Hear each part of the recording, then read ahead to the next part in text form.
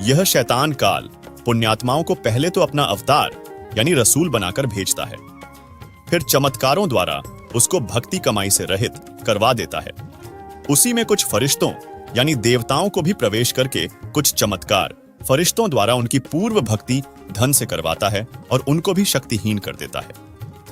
जिसका प्रमाण पवित्र बाइबल में यूहन्ना ग्रंथ अध्याय 9 श्लोक 1 से 34 में है कि एक व्यक्ति जन्म से अंधा था। वह हजरत यीशु मसीह के पास आया तथा हजरत यीशु जी के आशीर्वाद से उसे आंखों से दिखाई देने लगा। शिष्यों ने पूछा, हे मसीह जी, इस व्यक्ति ने या इसके माता पिता ने कौन सा ऐसा पाप किया था जिस कारण से यह अंधा हुआ? यीशु जी ने कहा कि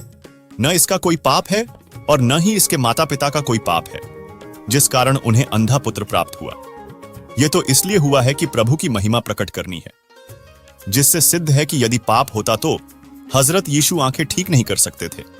तथा काल रूपी ब्रह्म ने यीशु जी की महिमा बनाने के लिए अपनी शक्ति से किसी प्रेत द्वारा उस लड़के को अंधा करा रखा था, जो यीशु जी के पास आते ही निकल गया और व्यक्ति को दिखाई देने लगा था। इस तरह शैतान काल के भेजे अवतार अंत में कष्ट प्राप्त करके मृत्यु को प्राप्त हो जाते हैं, और इस प्रकार शैतान काल ब्रह्म के द्वारा भेजे नबियों अर्थात अवतारों की महिमा हो जाती है। अनजान साधक उनसे प्रभावित होकर उसी साधना पर अडिग हो जाते हैं, और जब पूर्ण परमात्मा या उनका संदेश वाहक वास्तविक भक्ति ज्ञान व साधना समझाने की कोशिश करता है तो कोई नहीं सुनता तथा अविश्वास व्यक्त करते हैं। यह सर्व शैतान काल ज्योति निरंजन का सुनियोजित जाल है, जिसे केवल पूर्ण परमात्मा या उसका कृपा पात्र संत अवतार ही बताता है, तथा सत्य भक्ति प्रदान करके